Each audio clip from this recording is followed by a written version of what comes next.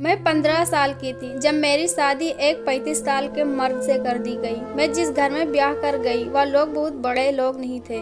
मेरा पति मुझे होटल ले जाता और मुझे कमरे में जाने को कहकर खुद नीचे चला जाता और मैं कमरे में जाकर सो जाती। जब सुबह उठती तो मेरा पति बिस्तर पर मौजूद होता और मेरा सारा जिस्म दर्द कर रहा होता। मेरे जिस्म का एक एक अंग दर्द कर रहा होता। एक दिन मैं कमरे में आई और आकर सोने का नाटक करने लगी। अभी थोड़ी देर ही गुजरे थे कि मेरा पति और उसके दोस्त मेरे साथ। मैं जिस घर में आंखें खुली वह ज़्यादा बड़े लोग नहीं थे। हम एक मिडिल क्लास फैमिली से थे। मेरे पापा एक फैक्ट्री में काम करते थे। मेरे पापा दिन भर काम के सिलसिले से बाहर रहते, इसलिए मेरे ऊपर मेरे बाप का नहीं मेरी माँ का ज़्यादा असर था, क्योंकि दिन भर मेरी माँ होती। मेरी माँ हमेशा कहती रहती कि मैं अपनी बेटी की शादी एक बड़े खानदान से करूँगी और मेरे पापा इस बात के सख्त खिलाफ थे। मेरे पापा का कहना था कि हम मिडिल क्लास फैमिली से थे तो हमें अपने ही लेवल वाले इंसान के यहाँ शादी करनी चाहिए। मेरे पापा बहुत शांत स्वभाव के थे और मेरी माँ बहुत तेज और चंचल थी। मेरे पापा तो माँ से शायद ठीक तरह से लड़ भी नहीं पाते थे, क्योंकि वह ज़्यादा बोलते ही नहीं थे।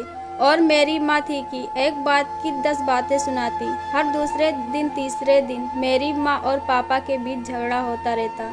मैं जब भी स्कूल जाती तो मेरी माँ मुँह फुलाकर बैठी होती, क्योंकि उस टाइम पापा के ड्यूटी जाने का टाइम होता।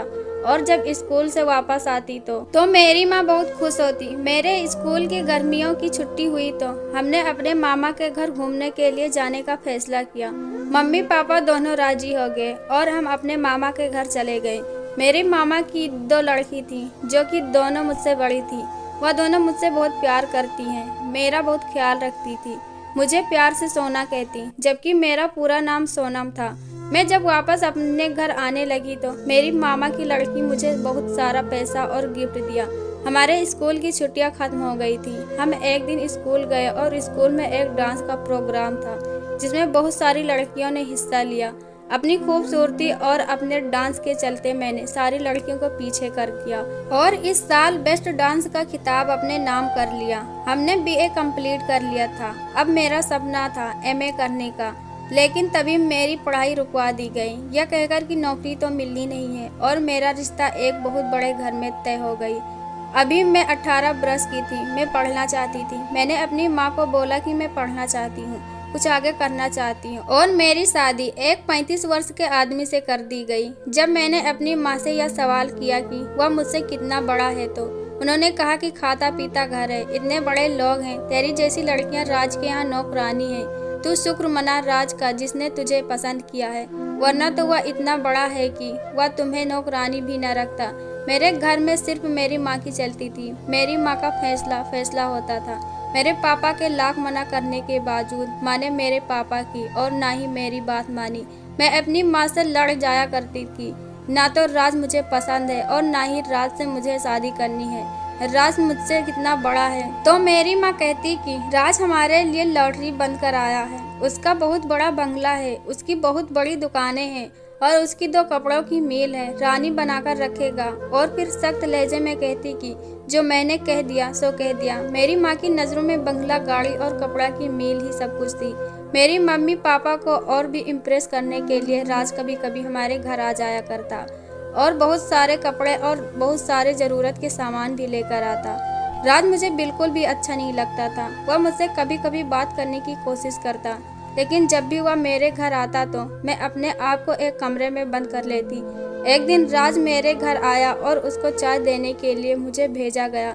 चाय अभी टेबल पर रखी ही थी कि उसके दोस्त ने कहा, भाई भाभी तो बहुत मस्त है। उसकी यह बात सुनकर मुझे बहुत गुस्सा आया। दिल किया कि अभी उसको सुना दूं, लेकिन मैं कर भी क्या सकती थी। मेरे तो अपने भी मेरे साथ नहीं थे। मैं वापस आकर अपने आप को एक कमरे में बंद कर लिया और खूब रोती रही। और अब मेरे घर का सारा खर्चा राज उठाने लगा था।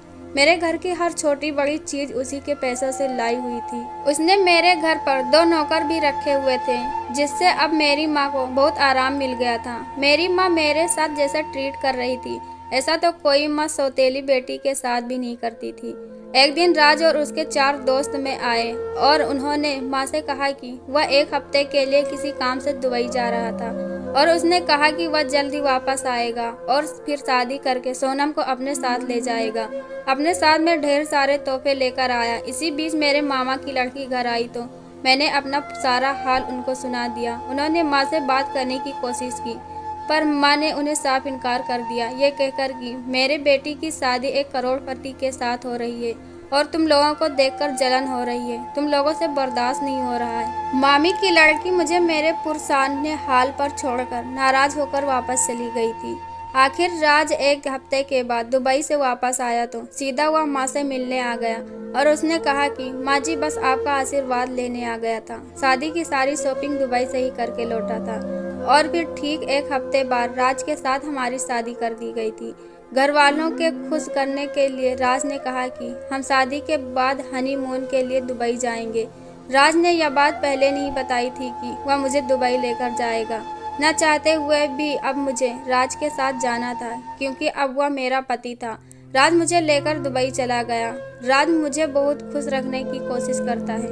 दुबई की बड़ी बड़ी जगह पर मुझे घुमाने ले जाता था। जिस होटल में मैं और राज रुके हुए थे वह दुबई का सबसे बड़ा होटल था। हम बाहर से डिनर करके आ रहे थे कि राज के एक दोस्त का फोन आया। राज ने मुझे कहा कि तुम कमरे में चलो, मैं एक दोस्त से मिलकर आता हूँ। मैं कमरे में गई और राज का इंतजार करते करते सो गई और जब सुबह हुई तो और मेरी आंखें खुल गई तो मैंने देखा कि राज मेरे बगल में लेटा हुआ था और मेरा पूरा जिस्म दर्द कर रहा था। मेरे जिस्म का एक एक अंग टूट रहा था। मैंने राज को जगाया और कहा कि पानी में तुमने कुछ मिलाया हुआ था क्या? तो राज ने कहा हाँ, एंटीबायोटिक थी। तो मैंने कहा कि मेरा सर दर्द कर रहा है और पूरा जिस्म टूट रहा है। तो उसने कहा कुछ नहीं, कल तुमने ज़्यादा चल लिया है इसलिए शायद ऐसा हो रहा है और एंटीबायोटिक तो मैं तभी यूज करता हूँ जब मैं थका हुआ होता हूँ, यह थकान को दूर कर देती है। मैंने भी राज की बातों पर यकीन कर लिया था कि शायद कल हम ज़्यादा चल दिए थे इसलिए ऐसा हो रहा था। मैं उठी और नाश्ता ऑर्डर किया। मैंने राज से कहा उठो, नाश्ता आ गया और नाश्ता कर लो। मुझ में चलने की ताकत नहीं थी। राज ने मुझे एक पाउडर पानी के घोल में बनाकर दिया और कहा कि इसे पी लो, सब ठीक हो जाएगा। मैंने पानी का घोल पी लिया और मैं फिर से सोने चली गई। थोड़ी देर बाद जब मैं सोकर उठी तो अब मैं बिल्कुल स्वस्थ और अच्छी थी। राज ने मुझे उठाया और कहा कि चलो अब मैं तुम्हें अपना बिजनेस दिखाता हूँ। मैंने कहा जहाँ दुबई में तुम्हारा बिजनेस? तो उसने कहा हाँ। मैंने कहा इससे पहले तो कभी नहीं बताया था। तो उसने कहा कि तुम्हें सरप्राइज देने के लिए नहीं बताया था। मैं राज के साथ उसका बिजनेस देखने के लिए गई।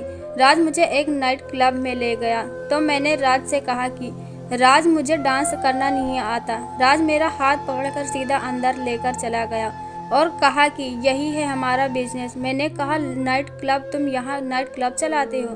राज ने मुझसे कहा कि तुम मेरी बिजनेस पार्टनर बन जाओ। मैंने कहा मुझे कौन सा बिजनेस करने का तरीका पता है, मुझे तो बिजनेस का कोई वसूल भी नहीं मालूम, मैं कैसे आपकी बिजनेस पार्टनर बन सकती हूँ। हम वापस आ गए और फिर राज ने कहा कि तुम रूम को चलो, मैं अपने दोस्त से मिलकर आता हूँ। मैं अपने कमरे में गई और जाकर बेड पर लेट गई। मैं राज का इंतजार कर रही थी। इंतजार करते करते मुझे नींद आ गई और मैं सो गई। जब सुबह मेरी आंख खुली तो राज मेरे बगल में सो रहा था और मेरा पूरा जिस्म टूट रहा था। तो मुझे हैरानी हुई कि कल तो मैं ज़्यादा चली थी लेकिन आज तो मैं चली भी नहीं हूँ। आज मेरे साथ ऐसा क्यों हो रहा है? अब मुझे हैरानी होने लगी थी। मैं उठी और बाथरूम की तरफ बढ़ी। जैसे ही मैं खड़ी हुई मुझे चक्कर आया और मैं गस खाकर गिर पड़ी। बड़ी मुश्किल से मैं दीवार के सहारे बेड तक पहुंची। मुझे हैरानी हुई कि ऐसा मेरे साथ तो इंडिया में कभी नहीं हुआ था। मैं जब से दुबई आई थी तभी से मेरे साथ यह होना शुरू हुआ था। मैंने राज को उठाया और उससे कहा कि मेरी तबीयत ठीक नहीं है। तो उसने कहा कोई बात नहीं, पाउडर का घोल पी लो, ठीक हो जाएगा। तो उसी ने मुझे पाउडर का घोल बनाकर दिया और मैं पी गई।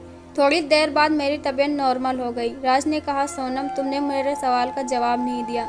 मैंने कहा कौन से सवाल का जवाब? जो मैंने तुमसे कहा था। मैंने कहा क्या करना होगा? राज ने कहा कुछ नहीं, पैसा मेरा होगा, सब कुछ मेरा होगा, तुम्हें सिर्फ डांस करना होगा। मैंने कहा क्या? नाइट क्लब में नाचने की बात कर रहे हो? अपनी बीबी को शर्म नहीं आती? इतना भद्दा मजाक करते हुए तुम्हें तो शर्म से पानी में डूब मरना चाहिए, मैंने गुस्से में कहा और अपने कमरे को चली गई।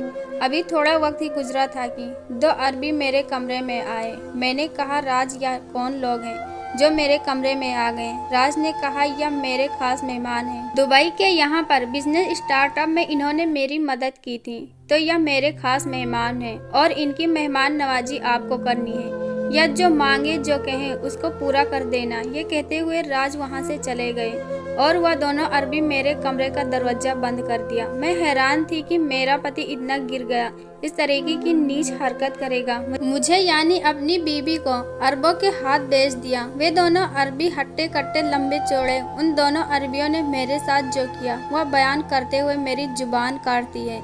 जिस तरह से मुझे नोचा गया, मेरे साथ ज्यादती की गई थी। सुबह होते ही वे दोनों चले गए थे और मैं अपने रूम में पड़ी रही।